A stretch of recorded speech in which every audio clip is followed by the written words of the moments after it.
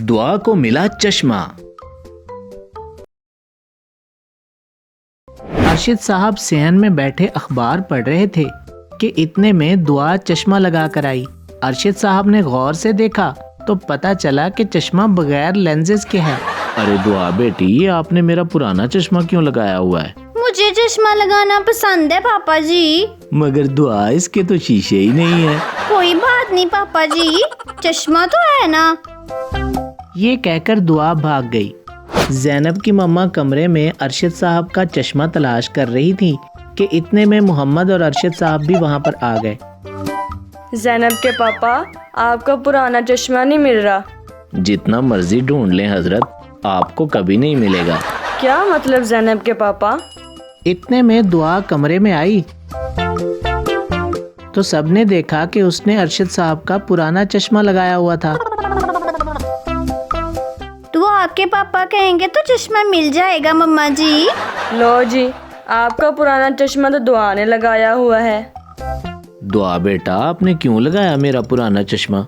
पापा जी, दुआ को चश्मा लगाना पसंद है ना। क्यों ना बेगम दुआ को नया चश्मा ले दें। पापा जी, मम्मा जी आपको ज़ैनब के पापा कहते हैं, आप उन्हें दुआ की मम्मा क्यों नहीं कहते? जी बताएं दुआ की मम्मा, क्यों ना दुआ को एक चश्मा ले दिया जाए। मगर ज़ैनब के पापा, दुआ की नज़र तो बिल्कुल ठीक है, अल्हम्दुलिल्लाह। नहीं नहीं मम्मा जी, बगैर नजर का चश्मा भी तो होता है ना, मुझे वो ला दे पापा जी। जी बिल्कुल बेगम। माशाल्लाह ज़ैनब बेटी तो लगता है खूब पढ़ रही है। बिल्कुल ज़ैनब बेटा, हमें हमेशा दिल लगा कर पढ़ना चाहिए। मगर पापा जी, आप तो ऐनक लगा कर पढ़ते हैं। ये सुनकर सब हंसने लगे। अरशद साहब दुआ, ज़ैनब और मोहम्मद को व्हाइट बोर्ड पर कुछ पढ़ा रहे थे। चलो ज़ैनब बेटा, बताओ ये क्या है? अलिफ अनार। शाबाश। चलो मोहम्मद बेटा, अब आप बताओ। अलीदार पापा जी। शाबाश। चलो दुआ, अब आपकी बारी। एन से ऐनक पापा जी। दुआ, हुन ऐनक कित्थों आ गई विच? पापा जी, दुआ तो नहीं है, नद चाहिए। दुआ बेटी को ऐनक भी मिल जाएगी, लेकिन पहले सबक तो पढ़े। चलो बताओ ये क्या है? बे से बकरी पापा जी। शाबाश दुआ बेटा। पापा जी, बे से बिल्ली भी तो बन सकता है ना। जी मोहम्मद भाई, इनसे ऐनक ही होता है। शाम हुई तो अरशद साहब घर वापस दाखिल हुए। ज़ैनब, मोहम्मद, दुआ भाई कहाँ हो सब? अस्सलाम वालेकुम पापा जी। वालेकुम अस्सलाम दुआ बेटी। दुआ पापा जी, आप तेरी टूस लाए हैं। वो क्या पापा जी? ये लो दुआ, खोलो इसे।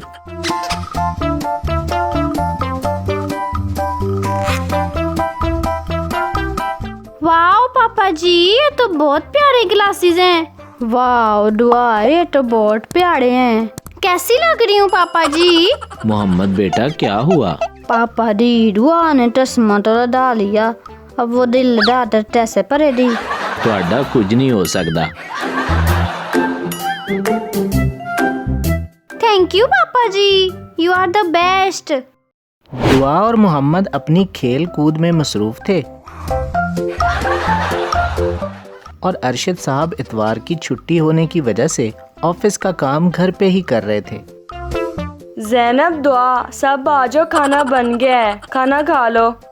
ज़ैनब के पापा, आप भी आ जाए, खाना खा लें। सब बच्चे खाने की टेबल पे इकट्ठे हो गए। मामा जी, आपके शोर तो आए भी नहीं, मैं लेके आती हूँ उन्हें। दुआ पापा को बुलाने चली गई।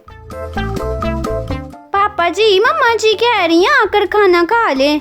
चलो भाई चलो, मैं भी आ गया। फिर दोनों बाप बेटी खाने के टेबल पे पहुंच जाते हैं।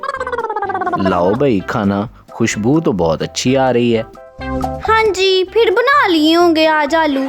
अरे नहीं दुआ, आज तो मैंने आलू की जगह कुछ और बनाया है। ज़ैनब की मम्मा खाना निकाल के सबको देती है।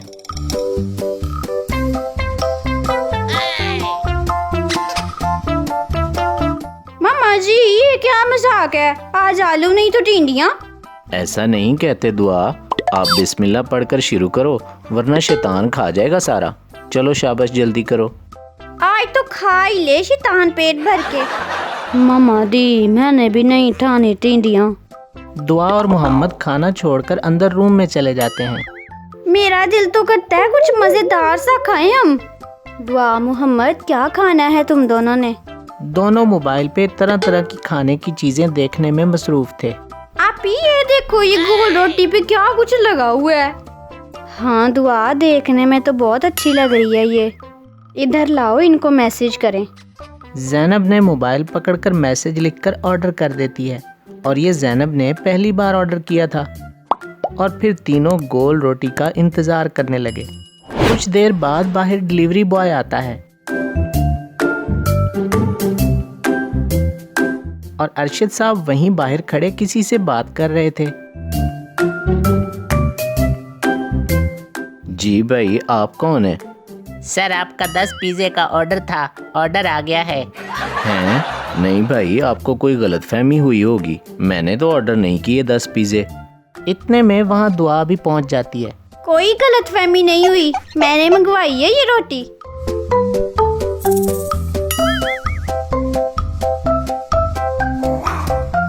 हैं इतनी सारी रोटियां, हमने सिर्फ एक लेनी है, बाकी सारी वापस ले जाओ। दुआ बेटा, ये क्या किया है आपने? और इतने सारे पिज़्ज़े हम क्या करेंगे? सर मेरा तो बिल दीजिए।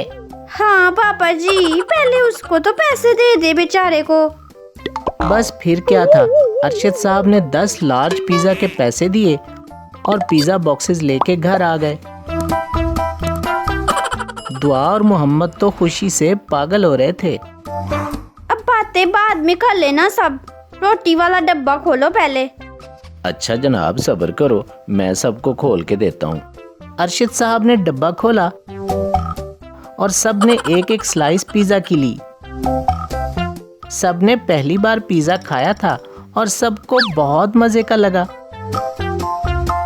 लेकिन 10 पिज़्ज़ा थे, आखिर कितने खा लेते? बेगम, अब जो इतने सारे पिज़्ज़ा बच गए हैं उनका क्या करें? उन्हें फेंक भी तो नहीं सकते। ज़ैनब के पापा, आप ऐसा करें कि ये सब पिज़्ज़े हम सायों में बांट दें। ये तो बहुत अच्छा मशवरा दिया हुजूर आपने। चलो भाई जल्दी खाओ, दुआ ये बांटने भी जाना है।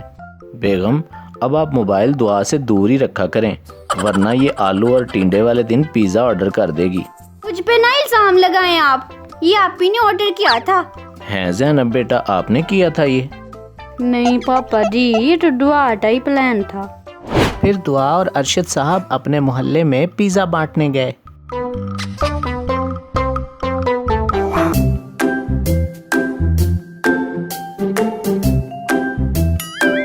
बेगम, वैसे दुआ ने की तो गलती है, लेकिन अच्छी गलती की है कि सब बच्चों को भी पिज़्ज़े का जायका पता चल गया। अगर ऐसी बात है तो मैं हर रोज ही अच्छी गलतियां कर सकती हूँ।